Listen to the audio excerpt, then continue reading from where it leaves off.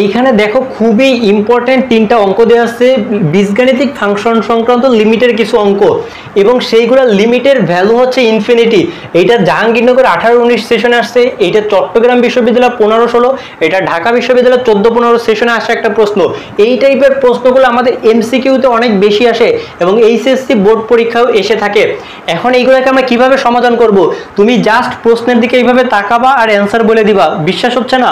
যদি তোমার কখনোই এক্স এর ভ্যালু যদি ইনফিনিটি থাকে, অর্থাৎ এক্স এর লিমিটটা ইনফিনিটি থাকে এবং সেইগুলো যদি বীজগাণিতিক ফাংশন হয়, তাহলে তোমার অ্যান্সার হবে আজীবনের জন্য লবের সর্বোচ্চ পাওয়ারের সহগ ডিভাইডেড বাই হরের সর্বোচ্চ পাওয়ারের সহগ।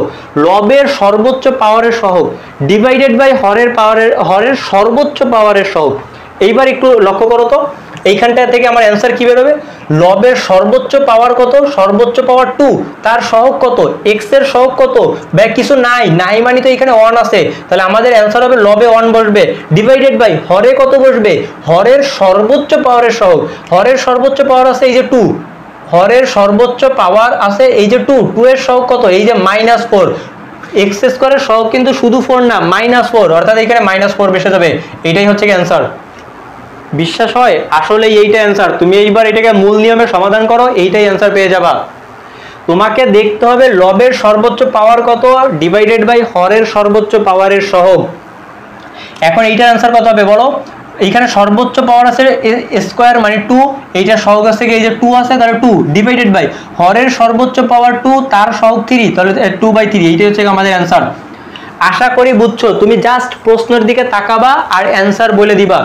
এখন 3 নাম্বারটার অ্যান্সার কত হবে তোমরা কমেন্ট করো। 3 নাম্বার এইটার অ্যান্সার কত হবে কমেন্ট করো। এটা ঢাকা বিশ্ববিদ্যালয় 14-15 সেশন আসছিল। আচ্ছা, এইটা তো গেল আমাদের এমসিকিউ টেকনিক, কিন্তু এইটা যদি আমাদের এইচএসসি তে রিটেনে চলে আসে, ক নাম্বারে কখনো চলে আসে, তখন এইগুলাকে কিভাবে সমাধান করব? এইটার জন্য আমাদের করতে হবে কি, limit x tends to infinity, এইখানে এক্স স্কোয়ার অর্থাৎ সর্বোচ্চ সহগ যেটা থাকবে সেইটাকে কমন নিয়ে নিতে হবে। লব থেকেও কমন নিতে হবে, হর থেকেও কমন নিতে হবে।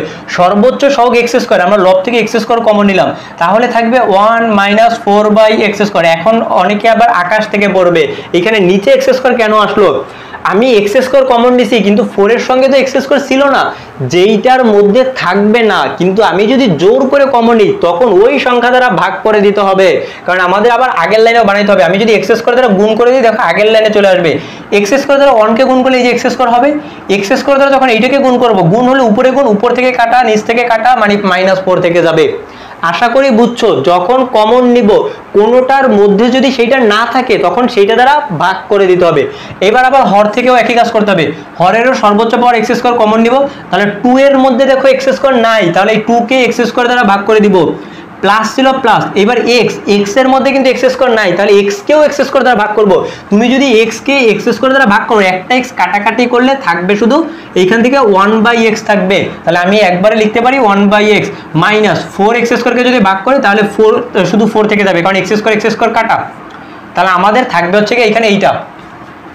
আচ্ছা দেখো, এখন হচ্ছে কি আমাদের এইখান থেকে এক্স স্কোয়ার কাটাকাটি হয়ে যাবে, থাকবে হচ্ছে limit x tends to infinity, এবং এইখানে যেইটা আছে সেটা বসে যাবে 1 - 4/x square divided 2/x square plus 1/x minus হচ্ছে গিয়া 4।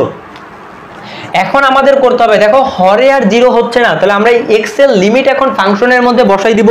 যদি বসাই দিই তাহলে কি হচ্ছে, দেখো এখানে হবে হচ্ছে 1 - 4/∞ ডিভাইডেড বাই 2/∞ প্লাস 1/∞ মাইনাস হচ্ছে গিয়ে 4 থাকবে। তাহলে বড় তো এটা ক্যালকুলেশন করলে কি আসবে, কোনো কিছুকে ইনফিনিটি দ্বারা যদি ভাগ করো, দেখো জাস্ট সিম্পল, আমাদের এইখানে আছে 4/∞। 4/∞, এইটাকে আমরা কিভাবে লিখতে পারি? 4 কে লিখলাম আর ইনফিনিটিকে আমরা লিখতে পারি 1/0। এখন আমরা জানি দুইটা ভগ্নাংশ ভাগ আকারে থাকলে তারা গুণ দিয়ে যখন লিখবো, হর উপরে চলে যাবে, লব নিচে আসবে, তাহলে 0 সঙ্গে 4 গুণ করলে 0/1 মানে হচ্ছে 0। অর্থাৎ কোন সংখ্যা ডিভাইডেড বাই যদি ইনফিনিটি থাকে, তখন সেইটার মান হয়ে যাবে 0। তাহলে আমাদের এখানে আছে 1 - 0, 0 তো দেওয়া লাগবে না, নিচে এইটার মান 0, এইটার মান 0, শুধু -4 থেকে যাবে। এইটাই হবে হচ্ছে আমাদের অ্যান্সার। দেখো তো আমাদের প্রথমে এই যে 1/-4 আসছিল কিনা, আশা করি বুঝছো। এইটাই হচ্ছে কি আমাদের অঙ্কের অ্যান্সার। আসো এখন দ্বিতীয় অঙ্কটাও আমরা সমাধান করি, ঠিক একইভাবে করে আমাদের সমাধান করতে হবে। Limit x tends to infinity, যখনই এরকম এক্সের লিমিট ইনফিনিটি দেওয়া থাকবে তখন আমাদের করতে হবে সর্বোচ্চ সহগ যেটা আছে সেটাকে কমন নিয়ে নিব, সর্বোচ্চ পাওয়ার যেটা আছে সেটাকে কমন নিয়ে নেব। তাহলে 2 + x বাই, আচ্ছা এইখানে আছে 2 এর মধ্যে এক্স স্কোয়ার ছিল, এক্স স্কোয়ার কমন নিচ্ছে, এখন আছে এক্স, এক্স এর মধ্যে তো এক্স স্কোয়ার নাই, তাহলে যদি কমন নিয়ে নিই এক্স কে এক্স স্কোয়ার দ্বারা ভাগ করে দিব। এইখানে যেমনটা করছিলাম এটাকে যদি ভাগ করি তাহলে 1 বাই এইটা হয়ে যাবে x minus 3 by x square, কারণ 3 এর মধ্যেও এক্স স্কোয়ার নাই, ডিভাইডেড বাই এখান থেকে যদি এক্স স্কোয়ার কমন নিই হর থেকে তাহলে -4 বাই এক্স, আচ্ছা 1 - 4 বাই এক্স প্লাস হচ্ছে 1 বাই এক্স স্কোয়ার। এখন আগের মতো আমাদের দেখো এই যে কাটাকাটি হয়ে যাচ্ছে, এই এক্স স্কোয়ার কাটা, তাহলে থাকবে limit x tends to infinity, উপরে থাকবে 2 + 1 by x -3 by x square divided by 1 - 4 by x. আচ্ছা আচ্ছা আচ্ছা এক মিনিট এইখানে কিন্তু একটু কমন নেওয়া ভুলে গেছে, এখানে 3x স্কোয়ার ছিল, আমি x স্কোয়ার কমন নিচ্ছি, এটা কিন্তু 3 হবে 1 না, এখানে 1 কিভাবে দিলাম, এটা হবে 3, তাহলে এটা এখানে কিন্তু 3 - 4 বাই এক্স প্লাস হচ্ছে গিয়ে 1 বাই এক্স স্কোয়ার। এখন আমরা এই x এর লিমিট যেটা আছে সেটা ফাংশনের মধ্যে বসাই দিব, তাহলে এখান থেকে আমরা লিখতে পারি 2 + 1 by infinity -3 by infinity divided by 3 - 4 by infinity plus 1 by infinity, মানে এই অংশ সব 0 হয়ে যাবে, থাকবে 2/3। এইটাই হচ্ছে কি আমাদের অঙ্কের অ্যান্সার। দেখো শুরুতে এইটাই আসছিল। এইবার এই 3 নাম্বারটার অ্যান্সার কত হবে এটা তোমরা কমেন্ট করে হচ্ছে গিয়ে জানাও। 3 নাম্বারটার অ্যান্সার কত হবে তোমরা কমেন্ট করে জানাও।